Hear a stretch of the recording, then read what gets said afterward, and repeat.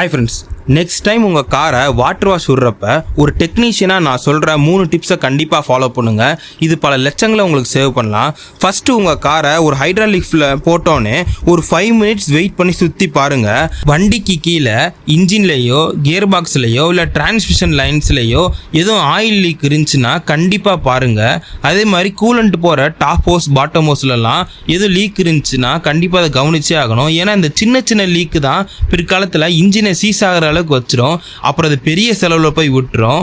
அதனால ஒரு ஃபோட்டோ எடுத்துட்டு சர்வீஸ் ஸ்டேஷனில் போய் இது உடனே என்னன்னு நெக்ஸ்ட்டு நம்ம இன்ஜின் பேல வாட்டர் வாஷ் பண்ணுறப்ப ரொம்ப கவனமாக இருக்கணும். மேக்ஸிமம் ஹை ப்ரெஷரை அவாய்ட் பண்ணிடுங்க. ஏன்னா இப்போ இருக்க புது வண்டி எல்லாத்துலேயுமே எலக்ட்ரானிக் எக்யூப்மெண்ட்ஸ் அண்ட் சென்சார்ஸ் அதிகம்.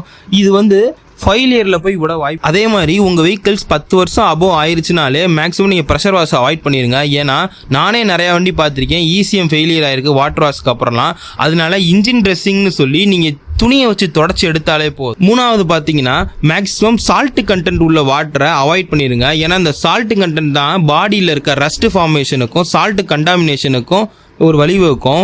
இதனால நம்ம பாடியோட லைஃப் அப்புறம் பெயிண்டோட லைஃப்பும் பாதிக்கப்படும். அதனால மேக்ஸிமம் சால்ட் கண்டென்ட் கம்மியாக இருக்க வாட்டர் யூஸ் பண்ண